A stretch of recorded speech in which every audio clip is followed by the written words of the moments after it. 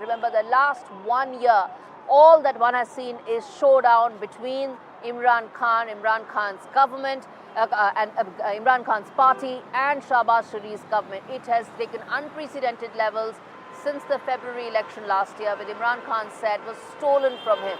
During the entire year while he was jailed, there were repeated instances when his supporters took to the streets. Imran Khan has been jailed for what many believe is a sham case. There are now updates coming in that Imran Khan's party and the government, they've been having talks, and those back-channel talks may lead to some conclusion. Which way that will go will have a huge bearing on Pakistani politics and, more importantly, that region as well. Let's get in our guest this evening, Imtiaz Gul, who's a senior journalist from Pakistan, and Prabhu Dayal, former ambassador and former Indian Consul of Karachi. Good evening, both of you. Joining me on India Global. Let me start with you, Ambassador Dayal, which is that 2 rounds of talks have held so far, and Imran Khan has been offered house arrest. That's what his sister says. Do you think this could really cut ice, or do you think this is just probably the beginning of more talks between Imran Khan and Shahbaz Sharif's government? Well, thanks for having me on your show. I've seen media reports that Aleema Khan, the sister of Imran Khan, said that the former Prime Minister was offered a deal by the authorities regarding his transfer from the jail in Rawalpindi to his residence in Banigala. Now, I think Pakistan continues to be in a state of political turmoil, and I'm extremely honored to be in this discussion with Mr. Imtiaz Gul, whose writings and videos I follow very regularly. Now, Mr. Gul posted a video just yesterday in which he narrated how the Pakistan Supreme Court has raised a basic question as to whether the Army Act supersedes the Supreme Court and the Constitution itself. And Mr. Gul has narrated how the Pakistan Supreme Court said that laws cannot be amended retrospectively to target one individual. And that individual, of course, is Imran Khan. And he is being targeted by the authorities in a very, very relentless and ruthless manner. Now, over 150 cases have been filed against Imran Khan, though the judiciary is not ruling in favor of them. And as Mr. Gul has described, one of the cases is the Toshakhana case, but the Islamabad High Court has dismissed the charges against Imran Khan and Bushra Bibi, saying that that the non-submission of a jewelry set in the Toshakhana does not warrant a criminal case. Now, there is no doubt that Imran Khan is not the sort of person who will remain silent about what he sees as atrocities against him. In fact, he is not being silent. He has filed a petition in the court of Islamabad in which he has said that he is being denied basic rights which are guaranteed to him under the jail manual and other applicable laws. And he has also said that the jail authorities are subjecting him to inhumane treatment. So I think there is some talk of a deal, but the way things are, I don't think Hold your thought there, sir. Hold your thought there, sir. Let me get in Imtiaz Gul as well on this. Mr. Gul, your thoughts on what is unfolding right now in Pakistan. Before I even ask you whether Imran Khan will be freed or whether there's going to be some sort of a negotiated settlement between the two sides, how do you read the posturing that's taking place, offering a house arrest only for a lot of reports to suggest it's been taken back? How do you see the present situation in Pakistani politics? Yeah, first, thank you for taking me in your show, and I didn't realize that somebody with the level of Ambassador Prabhu Dayal is following my vlogs. So it's a great pleasure to hear. Thank you very much for that.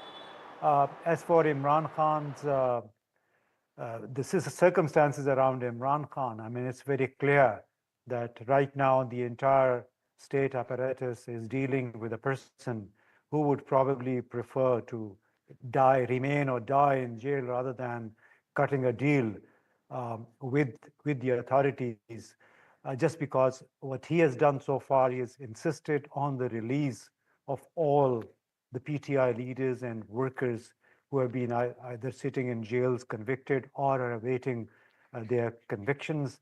So he has said that my release comes last of all.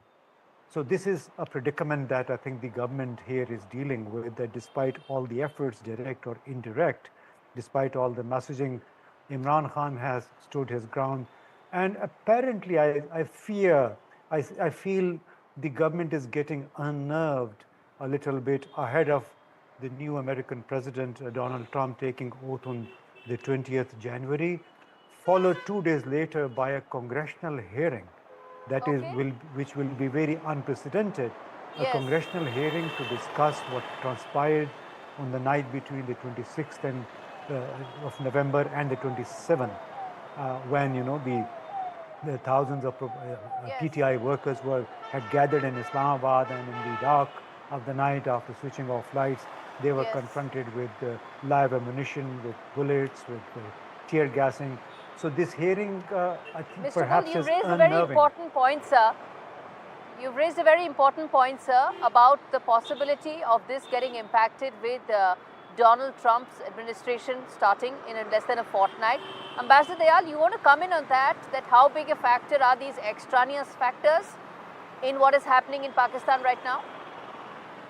You know, the establishment in Pakistan is undoubtedly concerned about the fact that Donald Trump will take a tough stance in regard to the sort of happenings in Pakistan, including, of course, the detention of Imran Khan.